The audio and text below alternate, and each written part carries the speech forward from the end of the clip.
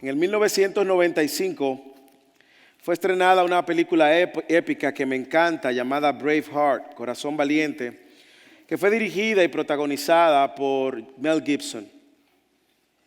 Está basada en la historia de este líder escocés, William Wallace, quien luchaba por la independencia de Escocia, que estaba bajo el dominio, la autoridad de Inglaterra a finales del siglo XIII y principios del siglo XIV. Y William Wallace hoy, luego de aquella, toda su vida, es considerado uno de los más grandes héroes nacionales de Escocia y fue la principal inspiración de resistencia contra el rey inglés Eduardo I.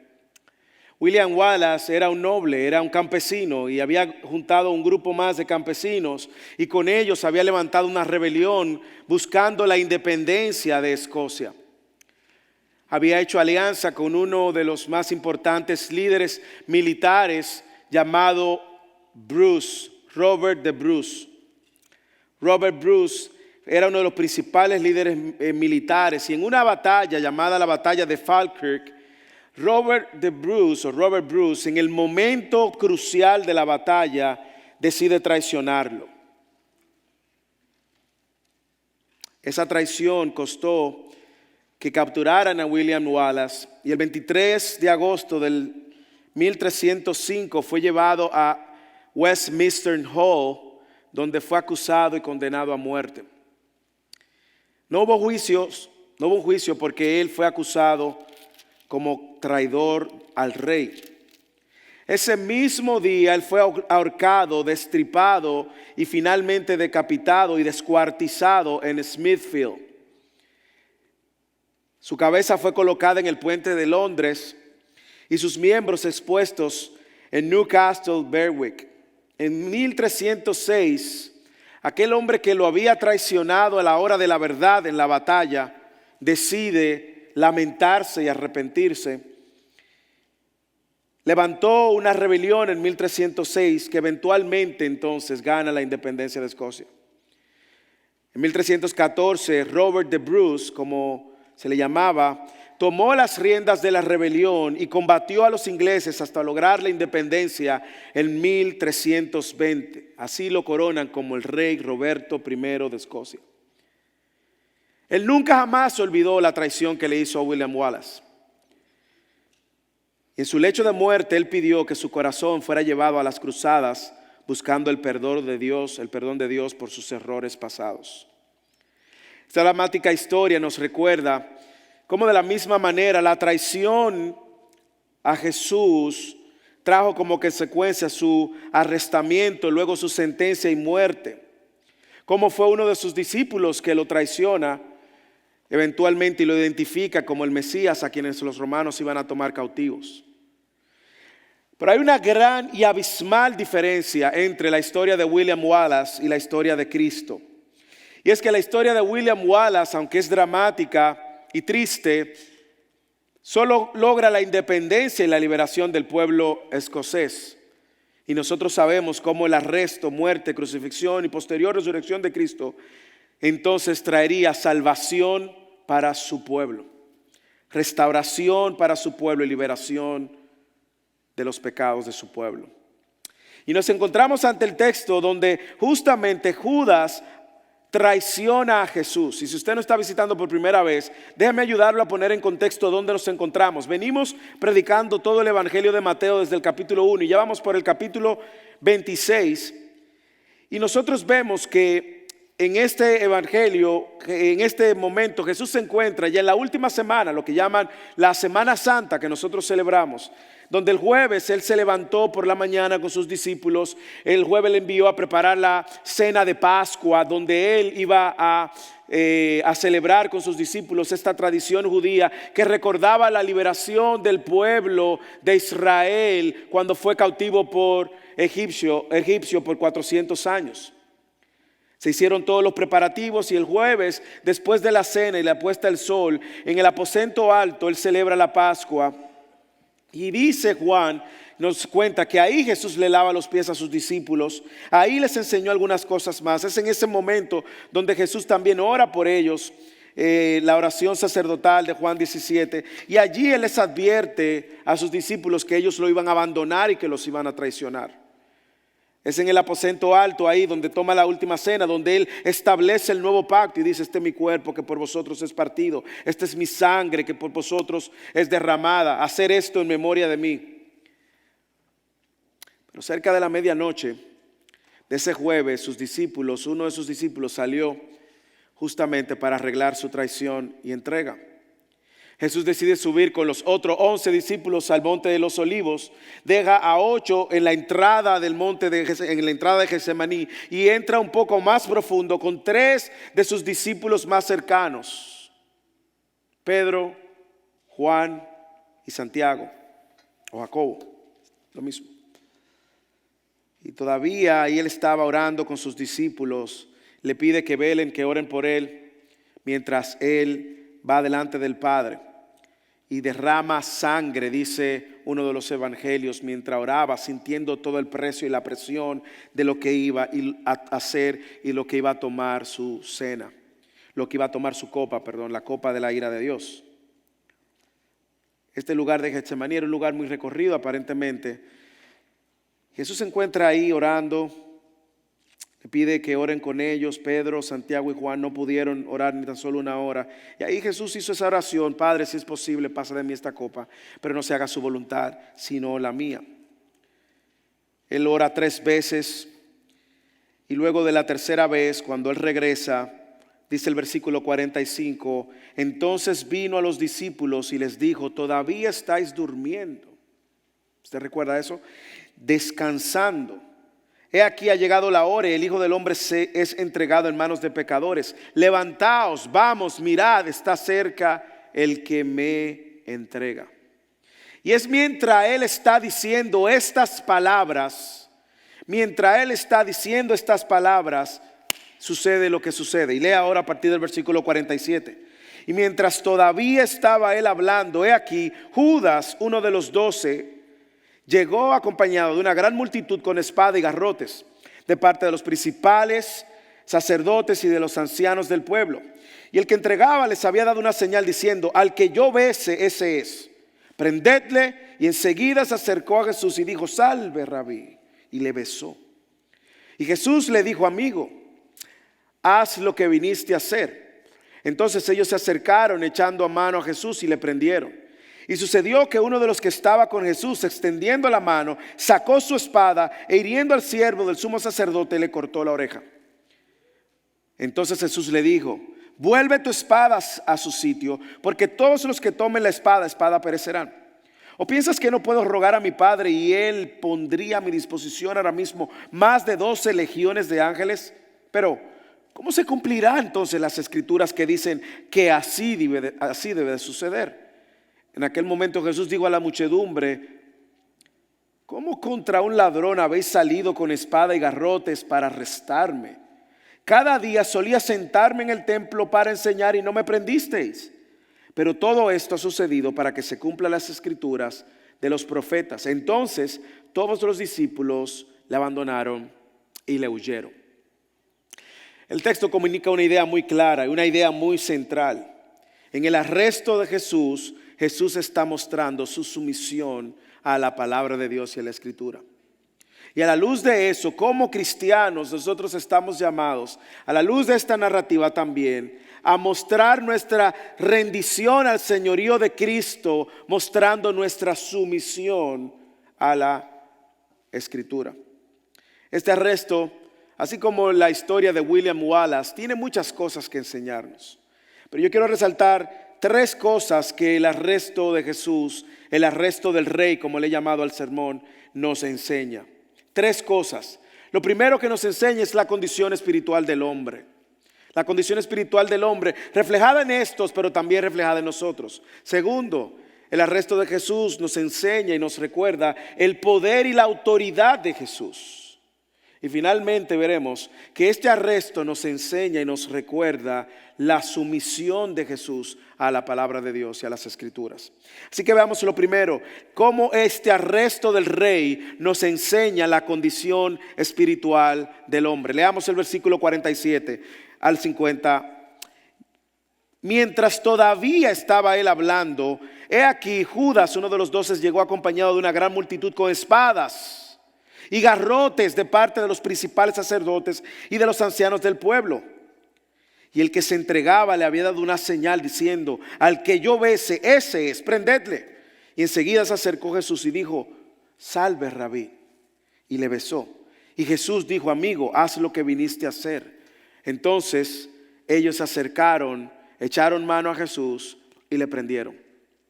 El texto nos dice que que Judas llegó acompañado de una gran multitud. ¿Quiénes eran esta multitud? Nos dice que también ellos llegaron armados. ¿Cómo estaban armados? El texto dice que tenían espadas, y esto no es de casualidad. Es justamente para que nosotros veamos cómo el cumplimiento de Zacarías capítulo 13, versículo 7 está tomando lugar. Zacarías 13:7 dice: despierta espada contra mi pastor. Pero ¿quiénes eran la multitud? Eso es una buena pregunta. Mateo no nos dice claramente, pero Juan y Lucas sí. Juan dice que esta multitud estaba compuesta por una corte romana. En el capítulo en Juan nos dice que estaba compuesta por una corte romana, varios alguaciles de los principales sacerdotes y los fariseos. Nos dice que fueron con antorchas y armas. Para que usted tenga una idea, ¿qué es una corte romana? Y es bueno que lo tenga a la idea ahora, porque es una corte romana la que protege la tumba de Jesús cuando Jesús es puesto luego de la crucifixión muerto. Una corte romana, según los estudiosos y según los historiadores, era una décima de una legión de soldados romanos. Aquí tenemos que hacer un poco de matemática. ¿Y qué era una legión de soldados romanos? Una legión de soldados romanos estaba compuesto por 6,000 soldados romanos. Por lo tanto, el 10% de una legión de soldados romanos era una cohorte y eran 600 soldados. Así que imagínense por qué Mateo está diciendo una gran multitud. Eran 600, solamente 600 romanos, entre oficiales fariseos que venían con antorchas y con espadas. Imagínense, eso es una multitud. Aquí en este salón caben 700 personas. Imagínense marchando en medio de la noche, a paso, el sonido, el estruendo de sus pasos acercándose hacia Jesús. Estamos hablando de casi 700 personas, 600 romanos, el Sanedrín tenía 60 líderes religiosos, imagínense otros cuantos más. Esto no era una multitud de personas, ¿ok? ¿Por qué? Porque usualmente cuando usted ve la multitud de personas es una revuelta y no hay quien lo controle. Esto era una multitud de soldados y líderes religiosos. Pero en ello se manifiesta muy claramente la condición de estos hombres. Primero usted tiene los soldados romanos. No tienen idea quién es Jesús. Los soldados romanos no saben quién es Jesús. Los soldados romanos están siguiendo órdenes, están en su trabajo, en el día a día, cuidando sus beneficios, haciendo lo que les corresponde hacer y lo que le mandaron. Los soldados romanos están siguiendo la multitud, pero ellos no tienen idea de quién es Jesús. Por eso Judas tiene que identificarlo con un beso, lo cual revela la ignorancia de ellos de a quién estaban arrestando. De hecho, nosotros vamos a ver en Mateo capítulo 27 cómo un centurión que estaba al pie de la cruz llegó y entró en razonamiento y dijo: verdaderamente, este es el Hijo de Dios. En el capítulo 27, en alguna semana lo veremos. Pero ellos no tenían idea, lo cual habla de que la condición del hombre se manifiesta por su ignorancia de quién es Jesús. Dígame si eso no es así hoy todavía. Segundo, la condición espiritual del hombre se manifiesta por la hipocresía de los líderes religiosos. De hecho, versículo 55, Jesús le llama y le dice: yo me sentaba todo el tiempo en el templo a enseñar y ustedes no me apresaron. Jesús le llamó a ellos hipócritas en el capítulo 23. Pero ¿dónde está la hipocresía de este acto? Bueno, que para ellos tomar cautivo, preso a Jesús, ellos tuvieron que violar las leyes judías y las leyes romanas. Y mire aquí la contradicción y la doble moral. Para ellos apresar a Jesús, que es justo, tienen que hacer un acto de violar la ley. A riendas de cautivar, de tomar preso y cautivo a Jesús. Estaba prohibido realizar en la noche un juicio. Estaba prohibido y era ilegal también contra la ley judía llevar a cabo un juicio apresurado sin ninguna advertencia o sin ninguna oportunidad de que el acusado preparara defensa. Eso era ilegal. Era ilegal también que no le dieran al acusado la oportunidad de buscar un testigo que hablara a su favor o que testificara a su favor. Ellos iban a buscar, y lo vamos a ver la próxima semana, falsos testigos que acusaran a Jesús. Pero el acusado tenía todo el derecho de buscar testigos que hablaran a su favor. No le dieron ese derecho a Jesús. No hubo oportunidad tampoco para apelación. No hubo ningún tipo de demora entre el arresto y el juicio. No hubo demora ni se cumplieron los procesos entre el juicio y el veredicto. No hubo tampoco, los procesos se llevaron a cabo entre el veredicto y la sentencia, ni entre la sentencia y la ejecución. Y si usted no lo sabe, en menos de 24 horas Jesús fue arrestado, juzgado, condenado, sentenciado a muerte y ejecutado. Y todo eso fue ilegal. Habla de la hipocresía de estos líderes religiosos que se vendían como el estándar moral y la referencia religiosa. Ellos violaron flagrantemente todo el debido proceso de la ley. Es decir, ellos violan la ley para hacer que sobre Jesús se cumpla la ley. Hipócritas. Más adelante esa hipocresía también manifiesta su hostilidad. ¿Qué más muestra ese arresto de la condición espiritual del hombre? Bueno, nosotros vemos la condición espiritual del hombre, no solo en la ignorancia de estos soldados, en la hipocresía de los líderes religiosos, pero también en la ambición de Judas. Versículo 47 dice que mientras todavía Jesús le estaba hablando, he aquí Judas, uno de los 12, se le acerca. Uno de los 12. Uno que creía ser discípulo de Jesús, pero sabemos que no era discípulo de Jesús. Uno que creía que era cristiano, pero no era cristiano. ¿Y cómo nosotros sabemos que Judas no es un discípulo de Jesús, ni era un hijo de Dios, sino que era un hijo del diablo? Por sus frutos. Por sus frutos. ¿Y cuáles eran sus frutos? Bueno, nosotros vemos a Judas siendo guiado por su propia concupiscencia, siendo guiado por Satanás, a quien es su padre, pero por su concupiscencia. Y es en su concupiscencia que él decide entregar a Jesús con un beso. Mire, no solamente lo entrega y da una señal, sino que él da las órdenes. Al que yo bese, ese es, prendedle. Déjeme decirle algo que quizás usted no sabe, pero probablemente algunos de ustedes sí. Besar en ese contexto a tu líder maestro era un homenaje. Eso era una manera de hacer un homenaje. Los besos eran ofrecidos por el alumno a un maestro querido, como señal de respeto, como señal de amor. Un beso era una señal de cariño y de afecto, de honra. Y todo esto él lo hace movido por el dinero. Juan en el capítulo 12, no sé si usted recuerda, cuando la mujer rompe el perfume, María rompe el perfume para ungir a Jesús. Dice Juan que lo estaba preparando para su entierro, pero para ungir a Jesús, un perfume que está valorado en aquel momento, usando los cálculos, $30,000. Lo que sería el salario de un año de cualquiera. Y ella rompe el perfume. ¿Quién sale a quejarse? ¿Usted sabe quién? Judas. ¿Y qué dice Judas? Ay, ¿por qué no toman eso y se lo dan a los pobres? Pero Juan hace una aclaración muy clara.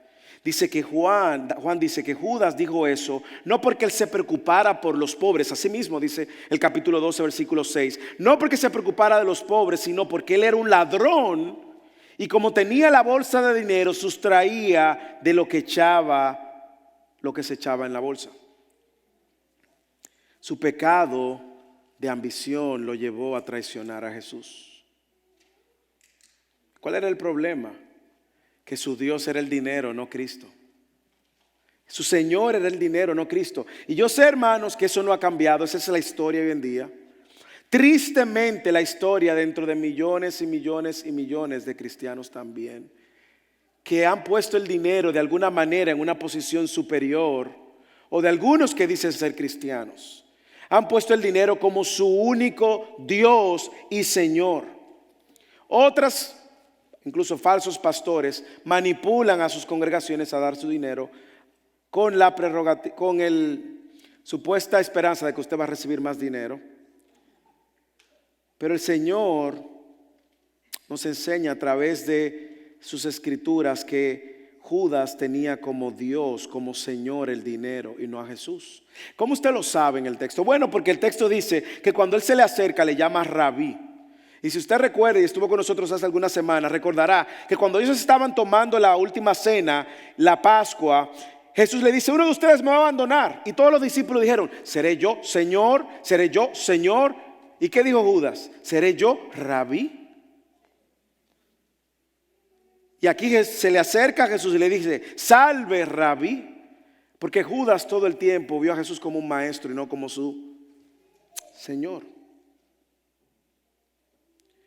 Y Jesús nos advierte, lo ha dicho antes, y el Señor nos advierte a través de la historia de Judas, nos los dijo antes: no todo el que dice Señor, Señor entrará al reino de los cielos, sino el que hace la voluntad de mi Padre.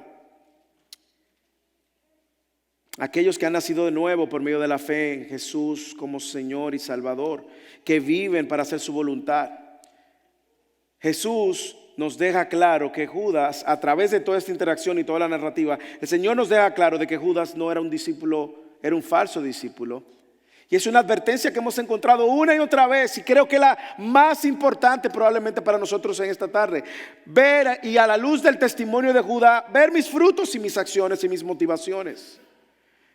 Es en Mateo capítulo 6, versículo 24, en el Sermón del Monte, que Jesús le dice a la multitud: no se puede tener dos señores, porque amarás a uno y odiarás a otro. ¿Qué está haciendo Judas aquí? Está amando a su Señor, el dinero, y está odiando a Jesús, su maestro, porque él amó y amó más el dinero. Pero es importante que a la luz del testimonio de Judas veamos si nosotros somos verdaderos discípulos de Jesús. Recuerde que venir a la iglesia no es el único parámetro. De hecho, un amigo me dijo esta semana: no todo el que duerme en un carro, el hecho de que usted duerma en un garaje no lo hace un carro. Igualmente, el hecho de que usted venga a la iglesia no lo hace cristiano. Porque no es solo vivir, no es solo venir en la iglesia, es vivir como la iglesia. Es vivir como la iglesia. Así que la condición del hombre es revelada en el arresto de Jesús por medio de la ignorancia de estos hombres, por medio de la hipocresía de los líderes y la hostilidad, por medio de la ambición al dinero y el pecado. Ese es el cuadro de muchas personas que no conocen al Señor, el cuadro de muchos de nosotros antes de venir a Cristo. ¿Ustedes saben qué tenían en común este grupo de personas? Todos tenían en común algo, y es que no conocían, no tenían idea de a quién estaban arrestando. Ellos no sabían, no tenían idea de a quién estaban arrestando. Por eso Judas tiene que darle un beso. Sin embargo, el punto 2 nos ayuda a entender un poco a quién estaban arrestando. El arresto del rey también revela, punto número 2, la autoridad y el poder que tiene Jesús. La autoridad y el poder que tiene Jesús. Lea el versículo 51 al 53. Y sucedió que uno de los que estaba con Jesús, extendiendo la mano, sacó su espada e hiriendo al siervo del sumo sacerdote, le cortó la oreja. Entonces Jesús le dijo: vuelve tu espada a su sitio, porque todos los que tomen la espada perecerán. ¿Piensas que no puedo rogar a mi Padre y Él pondría a mi disposición ahora mismo más de 12 legiones de ángeles? ¿Usted quiere adivinar quién fue que le cortó la oreja al siervo? ¿Usted quiere adivinar? Ya, yo sé que usted sabe, Pedro. Juan dice que fue Pedro. Yo creo que Juan nos dice que fue Pedro porque él quería dejar claro que sepan que no fue él.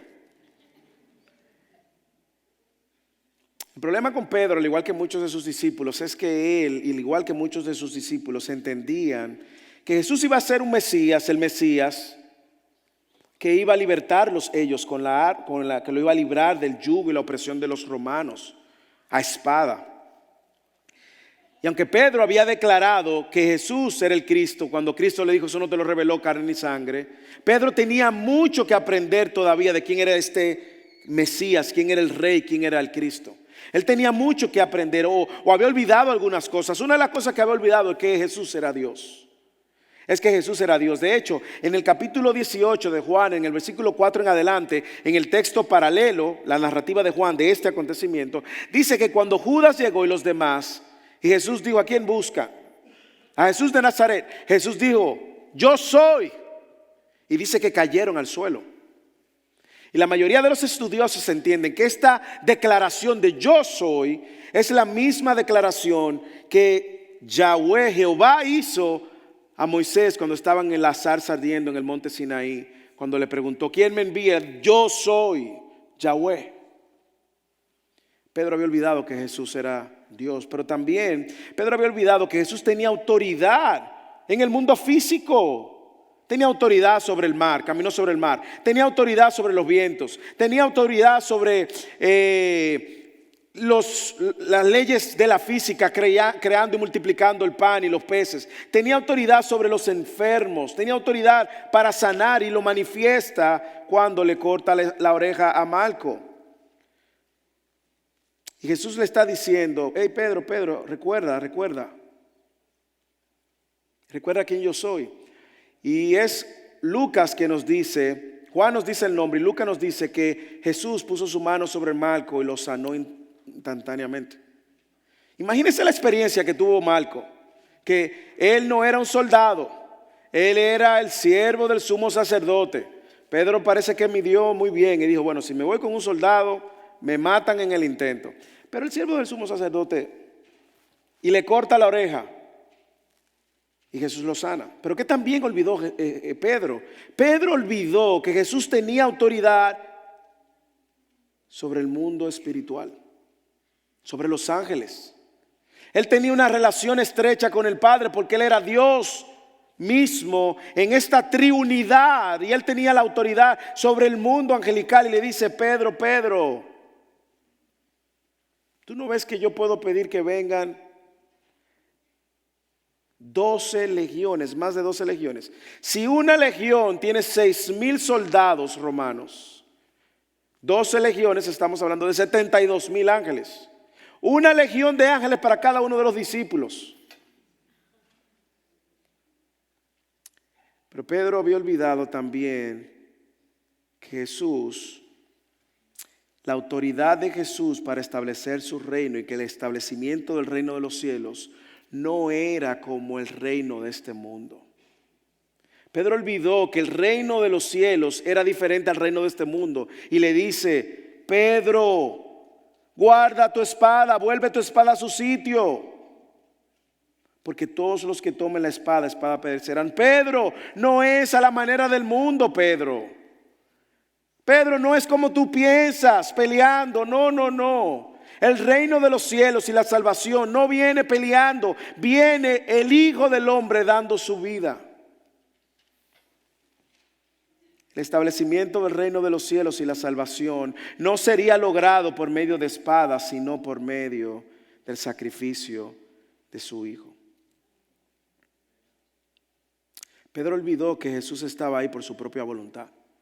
Jesús le había dicho en Juan 10, por eso el Padre me ama, porque yo doy mi vida para tomarla. Nadie me la quita, sino que yo la doy por mi propia voluntad. Tengo autoridad para darla y tengo autoridad para tomarla. Pedro olvidó eso. Y Pedro finalmente olvidó que esa era la voluntad del Padre, que él estaba obedeciendo. En Juan 18 otra vez dice que Jesús le dijo a Pedro: Pedro, mete la espada, guarda la espada. La copa que el Padre me ha dado, ¿acaso no la he de beber? Pedro había olvidado que él estaba ahí porque era la voluntad del Padre y él estaba obedientemente sometiéndose a la voluntad del Padre. Pero Pedro había olvidado la autoridad, el poder de Jesús, y que Jesús no estaba ahí por falta de autoridad. Jesús estaba ahí porque se había rendido a la voluntad. Hermanos, no nos pasa lo mismo. Dígame si no nos pasa lo mismo continuamente. Cuando usted no conoce a Jesús, no conoce el Evangelio, su obra, quién Él es, no conoce dónde usted está ahora unido con Cristo, vamos a actuar como Pedro. Vamos a actuar igual que Pedro. Pastor, ¿cuándo yo actúo como Pedro? Hermano, hermana, usted actúa como Pedro cuando usted trata de hacer las cosas a su manera y no a la manera de Dios. Cuando usted trata de criar a sus hijos a su manera y no a la manera de Dios. Cuando usted trata de tener un matrimonio a su manera y no a la manera de Dios. Cuando usted trata al otro a su manera y no a la manera de Dios.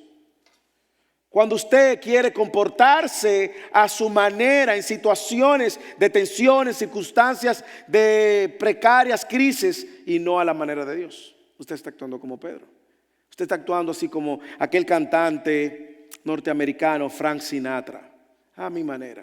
¿Se ha escuchado esa canción? Pero los verdaderos discípulos de Cristo no caminamos a nuestra manera, hermanos. Los verdaderos discípulos de Cristo no tomamos decisiones a nuestra manera. Los verdaderos discípulos de Cristo nos rendimos a la única manera. Y esa es la manera de Dios. Hermanos, usted está caminando a la manera de Dios. A mí me encanta cómo Pablo en muchas de sus cartas animaba a la iglesia a conocer acerca del Evangelio, a crecer en el conocimiento, en el entendimiento de la gracia de Dios, de manera que pueda vivir de una manera como es digna. Porque hay una relación entre tu conocimiento de Dios y la manera como tú vives, como vives. Por eso les animamos, hermanos. Nosotros tenemos múltiples medios para que usted continúe creciendo en el conocimiento de quién es Dios. Estamos comprometidos con discipularlos. Estamos comprometidos con enseñarle. Tenemos reuniones de mujeres la segunda semana de cada mes. Reuniones de hombres, reuniones de pareja, grupos de crecimiento, el Instituto Bíblico Fidelis. Sencillamente para que usted conozca más de Dios. Porque la manera en que usted conoce más de Dios va a cambiar la manera como usted vive para la gloria de Dios.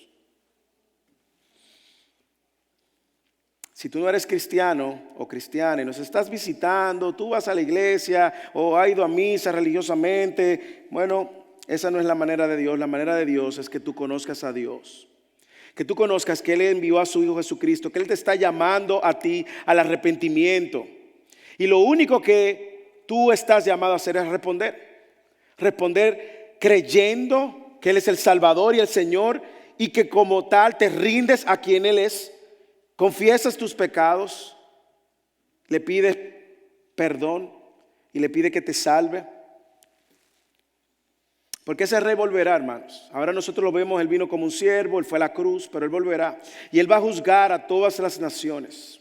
Y va a juzgar a todo el mundo, incluyéndote a ti, incluyéndote a mí. Pero los que están en Cristo van a ser galardonados y le van a dar la bienvenida al reino. Los que no están en Cristo van a ser juzgados eternamente. Por eso, cada semana te recordamos esto.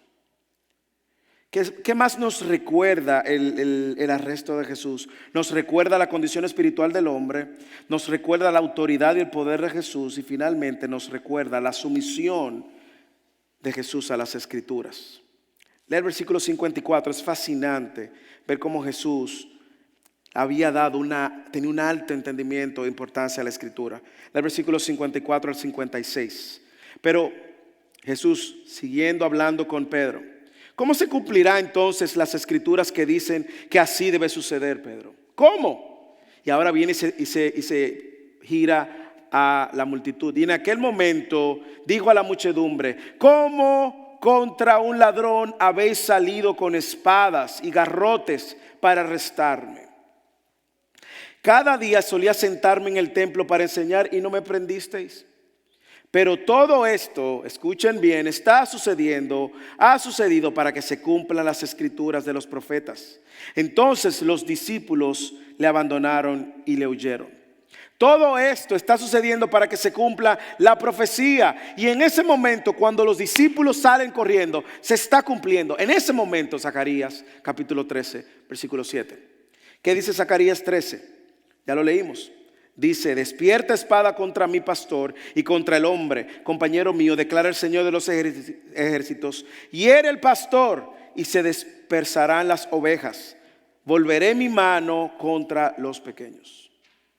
Es interesante que Jesús tenía muy clara cuál era su misión. Él sabía cuál era la voluntad del Padre. Él se había rendido a la voluntad del Padre. En Juan 4, Él también nos dice, versículo 34, mi comida es hacer la voluntad del que me envió y llevar a cabo su obra. Pero no le llama la atención cuánto Jesús había priorizado la palabra de Dios. Mire cómo Él dice que Jesús enseñaba cada día en el templo. Nosotros sabemos que Jesús hizo muchos milagros, pero no todo el tiempo les andaba haciendo milagros. Y los milagros que Jesús hizo fueron milagros que hizo para afirmar y confirmar que Él era el Mesías, porque los milagros que Jesús hizo solamente lo podía hacer el milagro, solamente lo podía hacer el Mesías, perdón. Pero aquí sí vemos que Jesús enseñaba todo el tiempo, todos los días, día tras día, Jesús enseñaba en el templo. Lo que nos dice que Jesús tenía muy clara la importancia de la Escritura. Su prioridad ministerial era la Escritura. De hecho, desde su tentación hasta que Él está en la cruz, Él está citando la Escritura. Cuando Satanás lo tienta, usted lo recuerda, que lo llevan al desierto y lo tienta y responde tres veces a Satanás. 3 veces le respondió con la Escritura, Deuteronomio. Todo su ministerio Jesús estaba enseñando, afirmando, corrigiendo a los líderes fariseos, corrigiendo a los escribas, enseñándoles a sus discípulos. Jesús está en la cruz y dice: Elí, Elí, lama sabactani, citando un salmo, el Salmo 22. Jesús resucita y cuando anda en medio de ellos, los discípulos que iban camino de Emaús, que no lo reconocieron, le preguntan: ¿qué ha sucedido aquí? Y los discípulos de Emaús le dicen: oye, tú eres el único en Jerusalén que no sabe lo que está sucediendo. Y él le dice: no, dígame qué está sucediendo. Oh, Jesús, el profeta. Y Jesús le dice así. Y dice que Jesús le abrió los ojos y ellos pudieron entender, y que les enseñaba desde el principio hasta el final todo el Antiguo Testamento. Cómo Jesús había priorizado las Escrituras. Pero déjeme decirle algo muy importante, sobre todo a los que enseñamos la palabra. Usted puede pasar toda su vida enseñando la palabra, y eso no es suficiente. Jesús no solo enseñó la palabra, Jesús se sometió a la palabra.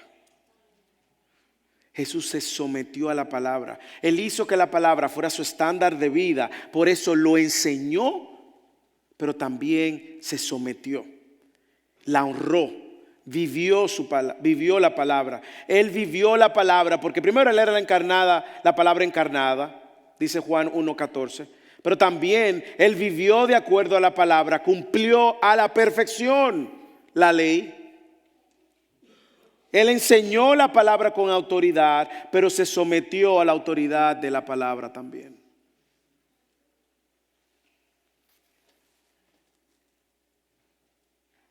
Mire cómo dice el versículo 56, todo esto ha sucedido para que se cumplan las Escrituras. Usted puede ver la importancia que la palabra de Dios tiene en el ministerio de Jesús. La palabra de Dios fue enseñada por Cristo, fue modelada por Cristo, fue honrada por Cristo, fue defendida por Cristo, pero Él también se sometió a la palabra. Hermano, hermana, ¿y usted? ¿Qué importancia tiene la palabra para su vida? Bueno, nosotros sabemos de todo y nosotros sabemos que hay personas que dicen, sí, es muy importante para mí, y la tienen abierta en el Salmo 90, 91 en su casa, sí, y hasta ahí. y esas 2 páginas sucias del polvo, pero nunca estudiar la palabra, nunca he estudiado la palabra. Hermanos, usted quiere saber una manera muy precisa, gloriosa, que tenemos de mostrar nuestra sumisión al señorío de Cristo, es sometiéndonos a la palabra. La manera más práctica, libre, gozosa que tenemos es de someternos al señorío de Cristo, es sometiéndonos a su palabra, porque en su palabra Él ha revelado su voluntad. Y de la única manera que yo voy a conocer su voluntad es por medio de su palabra. De la única manera que yo voy a saber si estoy caminando con Dios es por medio de su palabra. De la única manera que voy a saber si estoy agradando a Dios es por medio de su palabra. Por eso nosotros nos esforzamos como iglesia, les animamos a que ustedes puedan sacar ventaja de los diferentes medios que tenemos, no solamente establecidos, sino también de las personas que tenemos aquí, que saben, que han estudiado, que pueden compartir más de la palabra y aclarar. Aproveche eso, aproveche eso. Pero ¿qué tanto estoy valorando la palabra? ¿Cuál es el trato que le estamos dando a la palabra de Dios? Usted dirá, bueno, Moisés, yo con los domingos para mí es suficiente. No, hermano, no es suficiente los domingos, créame. No es suficiente. La Biblia dice que la palabra de Dios es el pan. Imagínese si usted empieza a comer una vez a la semana. Coma una vez a la semana. Nos vemos en un año en el hospital, allá lo voy a encontrar y voy a estar orando por usted. Nadie come una vez a la semana. Y la palabra de Dios no solamente debe de ser prioridad, sino que debemos de someternos a ella. Así como Cristo se sometió. Así como Cristo se sometió. No tenga temor, hermanos. La palabra de Dios, uno de sus atributos es que es clara. Significa que no importa el nivel de educación que usted tiene, ha sido inspirada para que usted la tenga, la entienda. Y Dios ha provisto de maestros para que le ayuden a aclarar lo que usted no entiende. Pero no tenga temor en someterse a la palabra de Dios. Dios se ha revelado de manera especial por medio de su palabra para que nosotros le conozcamos, para que conozcamos de su voluntad, para que conozcamos de su plan y para que conozcamos cómo su palabra misma, Él dijo en Mateo 24:35, no pasará. Él dijo, el cielo y la tierra pasarán, pero mi palabra no pasará. Así que le animo, iglesia. Únase a toda iniciativa de la iglesia donde tú puedas crecer en el estudio de la palabra. Únete en comunidad, no aislado, en comunidad donde se puedan ventilar nuestras dudas, nuestras confusiones, en comunidad. Y si nos visitas en esta tarde, de una manera u otra, todo el que está en este salón está sometido a algo o a alguien. O usted está sometido a la palabra de Dios y su voluntad, o usted está sometido a su propia palabra y su propia voluntad. La diferencia es que uno de los dos caminos te va a llevar a perdición eterna y otro a salvación eterna. Si nos visitas en esta tarde, es nuestra oración que tú puedas someterte a Cristo, viendo tu necesidad que tienes de un Salvador, abrazando esa salvación por fe, rindiéndote a su señorío y viviendo para su gloria. Oremos.